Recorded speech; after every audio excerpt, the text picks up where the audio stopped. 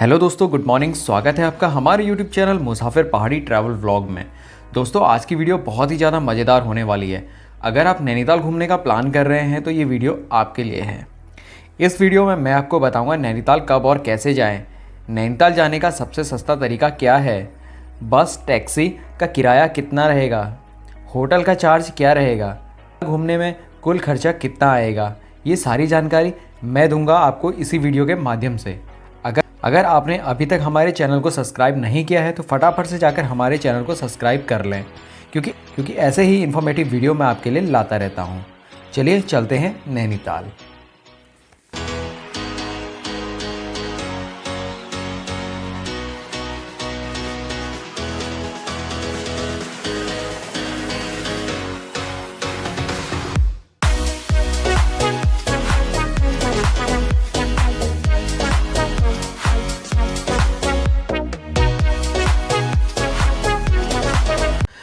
चलिए दोस्तों, सबसे पहले बात करते हैं नैनीताल कैसे पहुँचे। दिल्ली से नैनीताल की दूरी लगभग 310 किलोमीटर है। अगर आप बाई फ्लाइट आना चाहते हैं तो नियरेस्ट एयरपोर्ट पंतनगर है। पंतनगर से नैनीताल की दूरी लगभग 70 किलोमीटर है। यहाँ से आप टैक्सी करके भी आ सकते हैं, जिसका चार्ज वो लगभग 3000 रुपये करते हैं। अगर आप बाई ट्रेन आना चाहते हैं तो नियरेस्ट रेलवे स्टेशन काठगोदाम है। काठगोदाम से नैनीताल की दूरी लगभग 35 किलोमीटर है। यहाँ से आपको टैक्सी का ऑप्शन मिल जाता है। टैक्सी का चार्ज लगभग 2000 रुपये रहेगा। अगर आप शेयर टैक्सी से जाते हैं तो उसका चार्ज 100 से 200 रुपये पर पर्सन रहेगा। यहाँ पे आपको बस की सुविधा भी मिल जाती है। बस आपको यहाँ पे ऑर्डिनरी मिलेगी, जिसका चार्ज लगभग 70 से 80 रुपये पर पर्सन रहेगा। अगर आप बाई बस आना चाहते हैं तो नियरेस्ट बस स्टेशन नैनीताल है। दिल्ली से नैनीताल तक बहुत सी बसेस चलती हैं, वॉल्वो स्लीपर, एसी सीटर और ऑर्डिनरी। आप किसी से भी नैनीताल आ सकते हैं।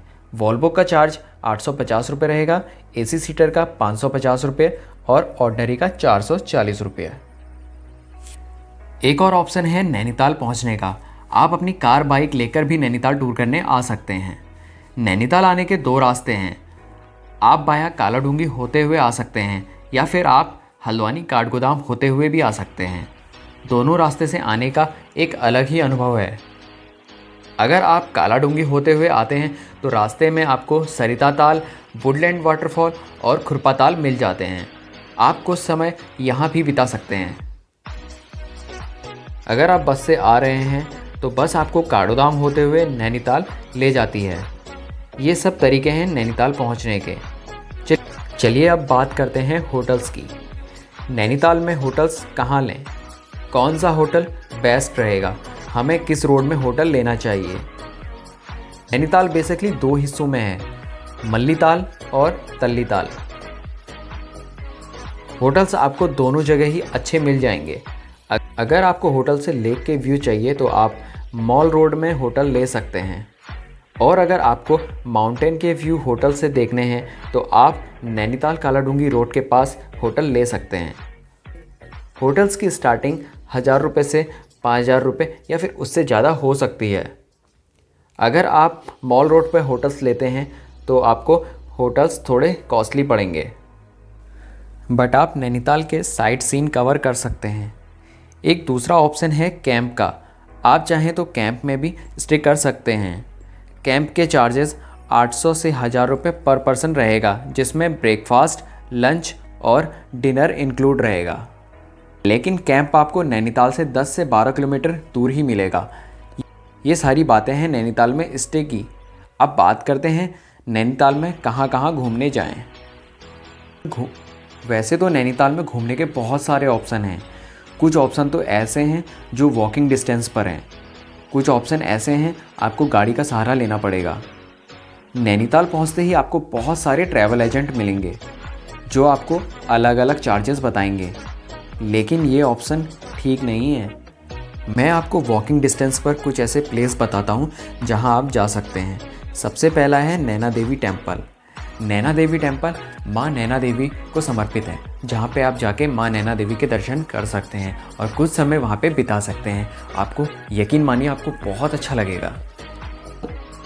दूसरा ऑप्शन है नैना देवी के पास में ही एक गुरुद्वारा है। आप चाहें तो वहाँ भी जा सकते हैं। नैनीताल में एक साइड में है मॉल रोड और ठीक उसकी दूसरी साइड में है ठंडी सड़क, जो कि बहुत ठंडी रहती है। आप चाहें तो मॉर्निंग या फिर इवनिंग के कुछ पल वहाँ पर बिता सकते हैं। यकीन मानिए आपको यहाँ पर बहुत ज़्यादा अच्छा लगेगा। इसके अलावा आप कैथोलिक चर्च भी जा सकते हैं, जो कि मॉल रोड में ही स्थित है। ये भी आपके होटल के वॉकिंग डिस्टेंस पर ही रहेगा। नैनीताल लेक पर आप बोटिंग भी कर सकते हैं। यहाँ पर आपको 2 अलग प्रकार की बोटें मिल जाएंगी। अगर आप 4 लोग हैं तो आप 4 सीटर बोट ले सकते हैं, जिसका चार्ज 210 रुपये रहेगा। और अगर आप 2 लोग हैं तो आप 2 सीटर बोट ले सकते हैं, जिसका चार्ज 160 रुपये रहेगा। नैनीताल आए हैं तो बोटिंग करना तो बनता है, क्योंकि नैनीताल जाना ही जाता है अपनी नैनी झील के लिए। आप नैनी झील के किनारे कुछ समय बिता सकते हैं। आप मॉल रोड को भी घूम सकते हैं। आप चाहें तो नैनीताल के जू को भी एंजॉय कर सकते हैं। जू जाने का रास्ता मॉल रोड से होते हुए ही जाता है। मॉल रोड से जू का डिस्टेंस लगभग 2 से 2.5 किलोमीटर है। दोस्तों, आप कार या बाइक से भी जू तक जा सकते हैं, या फिर शेयर टैक्सी से भी आप जू तक जा सकते हैं। जू में 12 साल तक के बच्चों का टिकट 50 रुपये और एडल्ट्स का 100 रुपये टिकट रहेगा। जू सुबह 10 से शाम 4:30 बजे तक खुला रहता है। जू के अंदर आपको कुमाऊं के देवता गंगनाथ जी का 200 साल पुराना मंदिर आपको मिल जाएगा। आप चाहें तो इस मंदिर में जाकर दर्शन भी कर सकते हैं। इसके अलावा आप नैनीताल के राजभवन में भी जा सकते हैं, जो कि इंग्लैंड के बर्मिंघम पैलेस की तर्ज पे बना हुआ है। ये तो हैं वो प्लेसेस जो वॉकिंग डिस्टेंस पर हैं। इसके अलावा आप नैनीताल के दूसरे साइड को भी कवर कर सकते हैं, जैसे कि नैनीताल का सबसे टॉपेस्ट पॉइंट चाइना पीक। यहाँ जाने के लिए आपको 3 किलोमीटर का खूबसूरत सा जंगलों के बीच का ट्रैक करना पड़ेगा। उस ट्रैक को करने के बाद आप पहुँच जाते हैं चाइना पीक पर। चाइना पीक से आपको नैनीताल के खूबसूरत से नज़ारे देखने को मिलेंगे, और यहाँ से आपको नैनी लेक का जो नज़ारा होगा वो मैंगो शेप में आपको देखने को मिलेगा। दूसरी जगह है tiffin top. Tiffin top 4 kilometre का ट्रैक है। आप चाहें तो हॉर्स राइडिंग करते हुए भी टिफ़िन टॉप तक जा सकते हैं। खूबसूरत जंगलों के बीच से होते हुए इस ट्रैक को आप कर सकते हैं। लोग यहाँ पर पिकनिक मनाने भी आते हैं। आप चाहें तो कुछ समय यहाँ पे बिता सकते हैं। तो ये स्पॉट है नैनीताल के, जिसे आप कवर कर सकते हैं। अगर आप लोकल साइट कवर करना चाहते हैं तो आपको किसी तरह का एक्स्ट्रा पैसा खर्च करने की ज़रूरत नहीं है। नैनीताल को आप 1 नाइट स्टे करके पूरा कवर कर सकते हैं। अगर आप मॉर्निंग में नैनीताल पहुंच जाते हैं तो पहला दिन आपका वॉकिंग डिस्टेंस वाले प्लेसेस कवर करने में लग जाता है। नाइट में आप नैनीताल की नाइट लाइफ को एंजॉय कर सकते हैं। नेक्स्ट डे आप नैनीताल की अदर साइड को कवर कर सकते हैं। अब बात करते हैं बेस्ट टाइम क्या रहेगा नैनीताल घूमने का।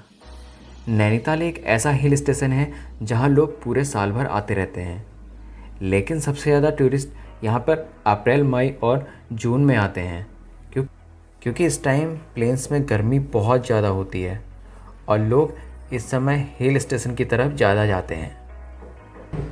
और अगर मैं विंटर की बात करूं तो विंटर में दिसंबर, जनवरी और फरवरी में यहाँ लोगों का ताका लगा रहता है, क्योंकि विंटर में यहाँ स्नो गिरने के चांस होते हैं।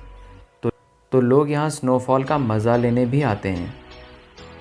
तो दोस्तों, ये थी जानकारी नैनीताल घूमने की। वीडियो अच्छी लगे तो लाइक करना, अपने दोस्तों के साथ शेयर करना और एक प्यारा सा कमेंट ज़रूर करना। मिलते हैं फिर से किसी नए वीडियो के साथ। तब तक के लिए जय हिंद, जय भारत, जय उत्तराखंड।